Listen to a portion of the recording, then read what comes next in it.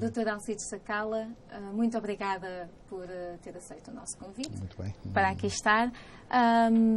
Nós recolhemos algumas questões através do Facebook da Voz da América e gostávamos que respondesse a essas preocupações dos nossos ouvintes que nos seguem pelas redes sociais. Mas para introduzir aqui a nossa conversa, gostava de começar pela questão do Huambo. Estamos agora a viver uma fase um bocado obscura no que toca ao que aconteceu no Huambo. Que comentários têm a fazer?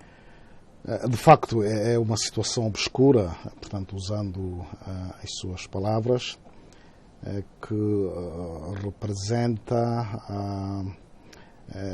o ponto mais alto das violações dos direitos humanos em Angola. Portanto, esta intolerância religiosa que agora surge no contexto político angolano cria, de facto, preocupações imensas, porque o problema das seitas não é um fenómeno exclusivamente angolano, mas o que aconteceu no Huambo surpreendeu-nos a todos. Primeiro, a violência com que o governo angolano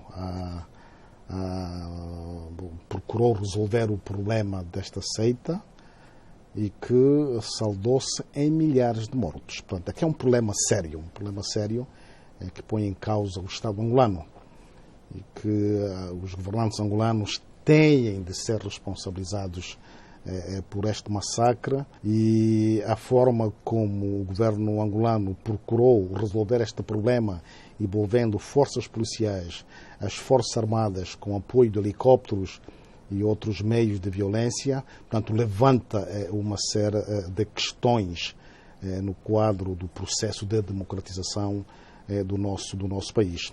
Portanto, é uma situação que nos preocupa a nós, dali termos tido a necessidade de fazermos este apelo à comunidade internacional no sentido de se procurar entender efetivamente o que é que se passou. A UNITA acredita que vai haver uma investigação independente por parte das Nações Unidas?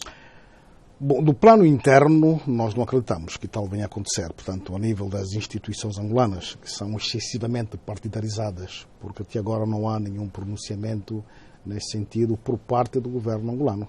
Por isso, nós temos reiteradamente feito este apelo no sentido da comunidade internacional, de facto, proceder a este inquérito imparcial e independente do que se passou no Monte Sumi. Dali, nós temos vindo a apoiar, naturalmente, esta iniciativa das Nações Unidas, que é importante, efetivamente, para que, efetivamente, se faça luz sobre este problema obscuro da história de Angola em tempo de paz e que os responsáveis sejam levados ao tribunal, eventualmente um tribunal internacional. Portanto, é preciso combater-se a cultura da intolerância, a cultura da impunidade, porque o que se passou no Sumi, se não houver uma posição forte da comunidade internacional, já que as instituições internas não vão fazê-lo, isto poderá acontecer. E se fizer uma retrospectiva na história de Angola, de 75 até aos nossos dias, há de encontrar situações idênticas em que milhares de angolanos foram mortos, como o 27 de maio, a Sexta-feira Sangrenta, em 1992, e outras situações tristes, e que agora manifestaram-se novamente na província do Huambo e no Monte Sumi, onde milhares de fiéis de uma determinada seita foram pura e simplesmente dizimados. Portanto, é preciso parar com esta postura. Termina. Eu não vou terminar com muito. Condenar, mas salvar. Porque ainda há muitas ovelhas que não são desta A maior parte dos angolanos clama hoje é que a mudança em Angola devia ser forçada pela via das manifestações. É uma opção que não está posta de parte no contexto atual do processo político angolano. Se quisermos seguir exemplos do que se passou no Burkina Faso, na Costa do Marfim, por exemplo, na República Democrática do Congo também, enfim, em outros países africanos, como ultimamente também no Burundi. Falando em manifestações, falando em diálogo, questões de intolerância política, como vê a situação de Cabinda? Que estratégias poderia ter a UNITA? Que planos para Cabinda? Bom, do ponto de vista político, a UNITA defende, e foi defendendo ao longo destes últimos anos, que a solução de Cabinda, do problema de Cabinda, passa ou passaria por uma autonomia mais ampla para se resolver de uma forma definitiva a questão de Cabinda. Há exemplos da Madeira, por exemplo, relativamente a Portugal. Enfim, podem ser algumas soluções. Mas o importante é estabelecer um diálogo permanente com Cabinda. Nós partimos do princípio de que Cabinda é parte integrante de Angola, portanto é uma província do nosso país. Portanto, é nesta perspectiva nacional que temos de procurar equacionar o problema de Cabinda. Há uma guerra em Cabinda, como se saberá, que se arrasta já há muito tempo.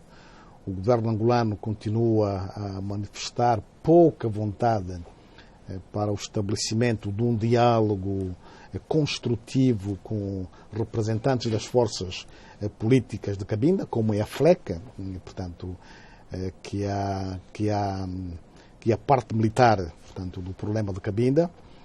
Nós temos vindo a acompanhar esta ausência de vontade política por parte do governo angolano e a situação tem-se arrastado assim por muitos anos. Portanto, do ponto de vista da UNITA, Cabinda é parte integrante de Angola e uma solução de Cabinda passaria por este estabelecimento de uma autonomia mais ampla para esta província, que é rica em petróleo e que as riquezas naturais de Cabinda têm de servir os interesses das populações de Cabinda, em parte. O que pode significar uma autonomia de Cabinda para o governo angolano? Eu não sei qual é a lógica do governo angolano nesta perspectiva. Não sei, sinceramente, o governo angolano pensa que mantendo uma presença militar forte, que está a combater a FLECA, que se pode dar uma solução definitiva ao problema de Cabinda. Nós entendemos o contrário.